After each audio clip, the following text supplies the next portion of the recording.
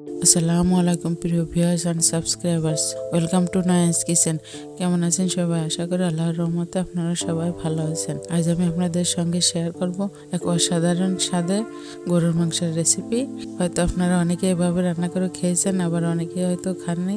যারা না খেয়েছেন তারা অবশ্যই একবার হলো এভাবে রান্না করে খেয়ে দেখবেন।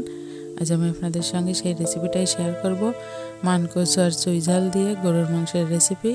আশা করি আমার আজকের রেসিপিটিও ভালো লাগবে, সম্পূর্ণ রেসিপিটি দেখবেন।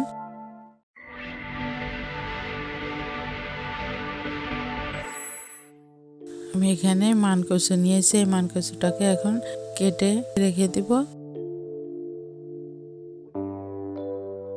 মাংসটা রান্না করার জন্য আমি চুলায় একটা প্যানে পরিমাণ মতো সয়াবিন তেল দিয়েছি। তার ভিতরে 2টো পেঁয়াজ কুচি,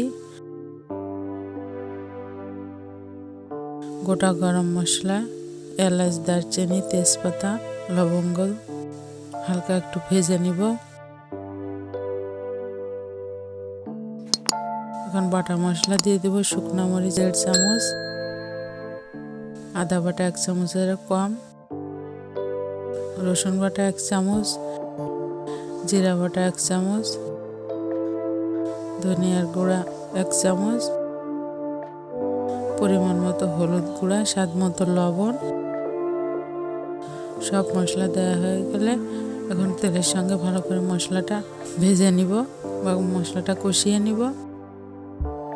এখন আমি এখানে 1 কেজি পরিমাণ গরুর মাংস দিয়েছি। মাংসটা দেওয়ার পরও ভালো করে মশলার সঙ্গে মাংসটা নেড়ে মিশিয়ে নিতে হবে।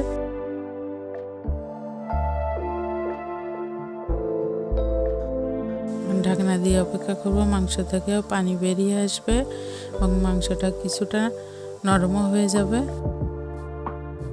কারণ এই কচুগুলোকে আলুর মতো বড় বড় করে কাটতে হবে। এখন আমি আরেকটা কড়াইতে কিছু পরিমাণ পানি দিয়েছি।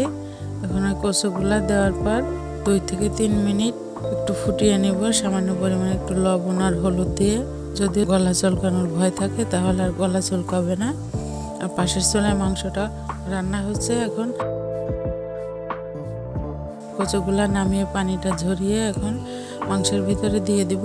মাংসের সঙ্গে আর একটু সময় কষিয়ে নিব। নেওয়ার পর পরিমাণ মতো পানি দিয়ে দিব।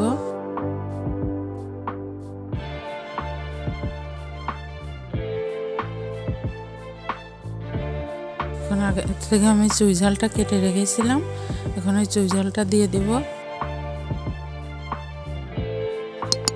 আবার ঢাকনা দিয়ে অপেক্ষা করব আমার ঝোলের পরিমাণটা ঠিক হয়ে আসা পর্যন্ত এবং চুই ঝাল কচু সব কিছু গলে সুন্দর মতো মিশে যাবে। এখন আমি চুলাটা বন্ধ করে দেওয়ার পর উপর থেকে একটু ভাজা জিরার গুঁড়া দিয়েছি। এখন আমার রান্নাটা শেষ। এখন খাওয়ার জন্য তৈরি মান কচু চুই ঝাল দিয়ে গরুর মাংসের রেসিপি। আমার আজকের রেসিপিটি ভালো লাগলে একটা লাইক দিবেন, আমার চ্যানেলটি সাবস্ক্রাইব করবেন। দেখা হবে আগামী রেসিপিতে। সেই পর্যন্ত সবাই ভালো থাকবেন, সুস্থ থাকবেন। সবার জন্য অনেক অনেক দোয়া রইল, আমার জন্য দোয়া করবেন। আল্লাহ হাফেজ।